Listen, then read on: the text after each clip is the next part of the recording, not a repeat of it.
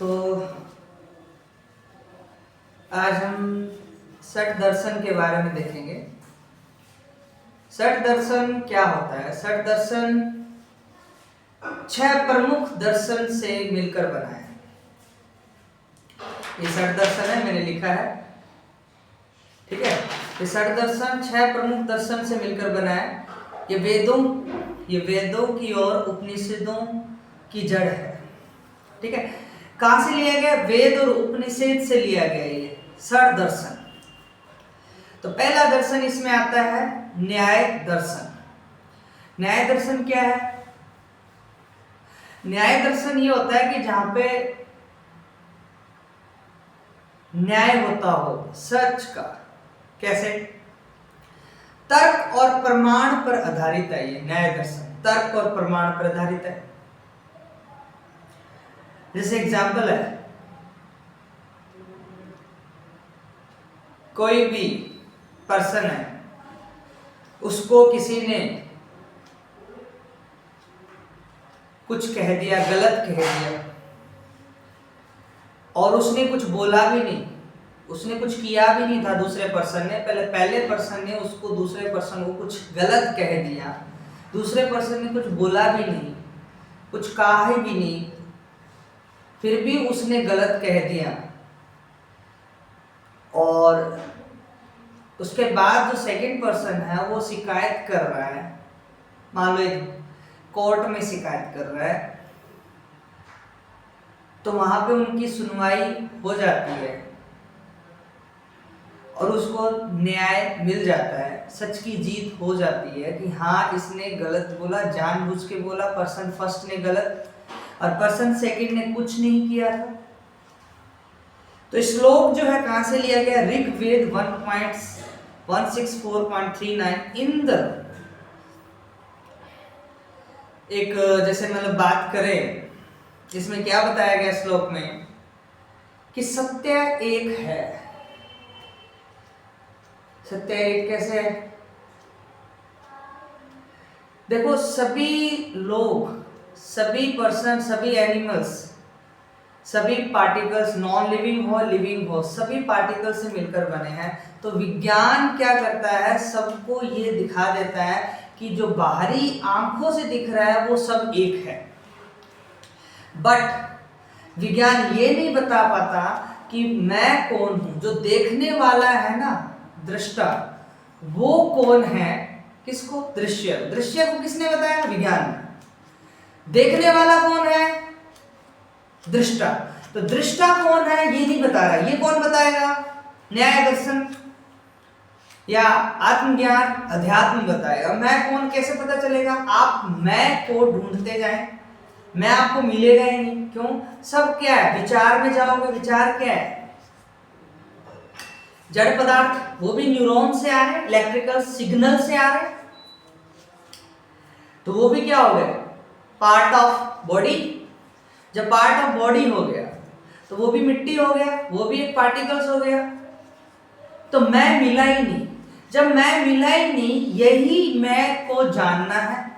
और जब मैं मिला ही नहीं, यही मैं को जानना है, तो इस पे जो प्रकाश गिरता है कि मैं मिला ही नहीं, तो ये प्रकाश को ही क्या बोलते हैं? सत्य। यही सत्य है, ये कृष्ण तत्व है। अंडरस्टूड? सत्य एक है, परंतु ज्ञानी जन उसे अनेक नामों से पुकारते हैं। लोग जो है उसे अनेक नामों से पुकारते हैं। जैसे सत्य को अपन कृष्ण भी बोल सकते हैं, राम भी बोल सकते हैं, सीता भी बोल सकते हैं, हनुमान जी भी बोल सकते हैं, ये सारे, कबीर साहब बोल सकते हैं, सब बोल सकते हैं जिन्होंने मुक्ति पाई है। यह न्याय दर्शन में प्रमाण और विविध दृष्टिकोण का आधार है। जो सच है उसकी तरफ दृष्टिकोण रखता है। यह कौन सा श्लोक? न्याय दर्शन का श्लोक। अंडरस्टूड? उसके बाद अगर अपन देखें यज्ञ। यज्ञ क्या है? यज्ञ माने ये नहीं है कि आप घर में यज्ञ करवा रहे हो, उसमें लकड़ियां जला रहे हो। लकड़ियां जलाने से क्या होगा? CO2 बढ़ेगी, CO2 बढ़ जाएगी। और CO2 बढ़ेगी तो क्या होगा? गैसेस बढ़ेगी, गैसेस बढ़ेगी, पॉल्यूशन होगा, तो कितना बुरा हाल होगा। यज्ञ माने होता है किसको जलाना? अपने अंदर की कमियों को जला देना, आत्मज्ञान से। अपनी कमियों को पहचानना आत्मज्ञान से, यही यज्ञ कहलाता है। यज्ञ माने अहंकार की कमियों को जानना अपनी नॉलेज से। इसी को क्या बोलते हैं? नॉलेज कौन सी? आत्मज्ञान नॉलेज। कहाँ से मिलेगी? अध्यात्म से। उसी को जानना ही क्या कहलाता है? क्या कहलाता है? यज्ञ।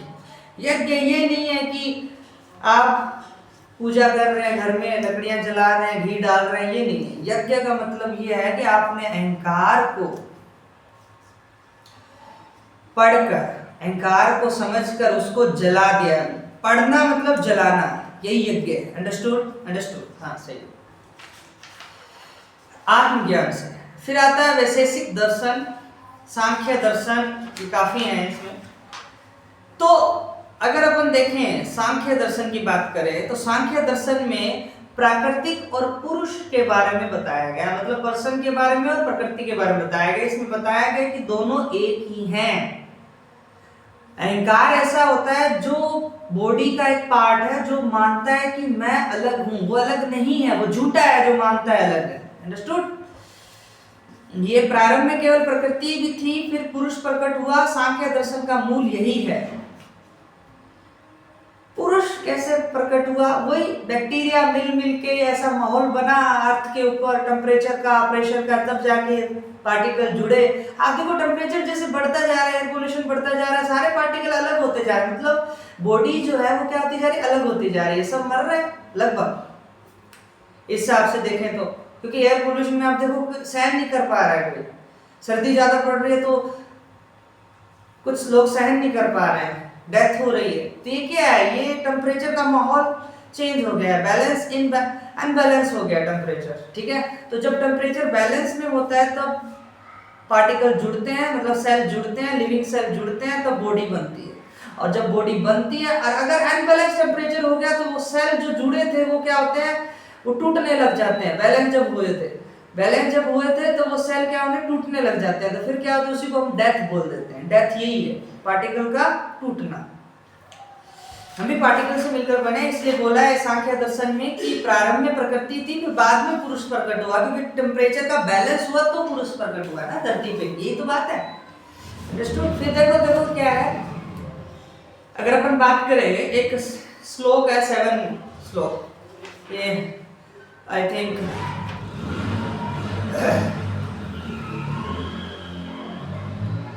रघुपति कीनी बहुत बड़ो उत्सव, सीता संग बैठी सुख भारो, हनुमान कीनी सब काम सफल, संकट मोचन नाम तिहारो। जब राम जी ने सीता जी के साथ उत्सव बनाया तो यह श्री हनुमान जी के सत्य के ज्ञान से हुआ था सारा सिस्टम। श्लोक 8 में अगर बात करें, तुलसीदास संकट में जब जब ध्याय हनुमान को नाम उचारो, सब संकट दूरी करी दीनानाथ, संक मोचन नाम तिहारो। श्री हनुमान जी के सत्य ज्ञान से सारे दुख खत्म हो जाते हैं। हाँ सही बात है। हनुमान जी कौन है? सत्य है। हनुमान जी कौन है? श्री राम के भक्त हैं। और अगर हनुमान जी को जानना है तो श्री राम को जानना पड़ेगा। तो श्री राम को जानना है तो हमें आत्मज्ञान लेना पड़ेगा। समझे ना? तो हनुमान जी बहुत बड़े ज्ञानी हैं, जिन्होंने सरस्वती माता जी से शिक्षा ली, और इतने बड़े ज्ञानी हैं जिन्होंने श्री राम के लिए काम किया था। ऐसे पुरुष बनने चाहिए जो श्री राम के लिए काम करें, मतलब सत्य के लिए काम करें। श्री राम यहाँ सत्य को प्रकट कर रहे हैं, सत्य को रिप्रेजेंट कर रहे हैं, तो वो सत्य के लिए काम करे। श्री हनुमान जी ने सत्य के लिए काम किया, सीता जी को मैसेज पहुंचाया। ये सारा काम किसने किया? हनुमान जी ने किया। ये सारा काम यहाँ है। बाण लागे और लखन के, तब रघुपति कीनी बहुत बड़ो रोरो, आनी संजीवन हाथ दई, तब लखन के जीवन के संकट टारो, को नहीं जानत है जग में कपि, संकट मोचन नाम तिहारो। जब श्री लक्ष्मण जी को अहंकार का बाण लगा था ना, तभी श्री हनुमान जी ने सत्य के ज्ञान से उनका उपचार किया था। मान लो जैसे अपन हो जाते हैं ना, कभी कभी काम करते करते अहंकार में डूब जाते हैं, हम दूसरा काम करने लग जाते हैं, तो अपने आस में जो गुरुजी होते हैं, जिनको अच्छा ज्ञान होता है, कोई भी हो जिनको अच्छा ज्ञान हो सत्य का, वो तुम्हें पाथ से जो विचलित हुए हो आप, उनसे हटाकर आपको सही डायरेक्शन में रख देते हैं। तो यही होता है कि एक अच्छा इंसान आपको सही डायरेक्शन में भेज दे, आप मुक्ति की तरफ चले जाओ, सच्चाई की तरफ चले जाओ। ये होता है एक सच्चा ज्ञान। और ये सच्चा इंसान वही है जो हनुमान जी के बारे में बात हो रही है। हनुमान जी एक सच्चा इंसान, सत्य देवता है, हनुमान भगवान है। अब बोल सकते हैं, रावण युद्ध अजय भयो, जब रघुपति कीन्ही बहुत बड़ो विचारो, कपि बिना युद्ध जीत न सके, तब हनुमान किन्ही संकट टारो, को नहीं जानत है जग में कपि, संकट मोचन नाम तिहारो। जब लंका में अहंकार बढ़ गया था तब श्री राम जी ने श्री हनुमान जी की सहायता से सभी लोगों को अहंकार से मुक्ति दिलाई, क्योंकि लोग बहुत अहंकारी हो गए थे, लोग एक दूसरे को परेशान कर रहे थे। तो सबसे इम्पोर्टेंट यही रहता है कि आप ज्ञानी हैं तो हर घर जा जाके एक शिक्षा दें, ज्ञान पहुंचाएं, ताकि वो इस ज्ञान को पढ़ें और वो उस अहंकार से मुक्त हो सकें, ताकि समाज में वो अभद्र व्यवहार न फैलाए और उल्लंघन न करें और एक दूसरे को परेशान न करें। तो ये सारी चीजें आत्मज्ञान से ही आएंगी। अंडरस्टूड? ओके।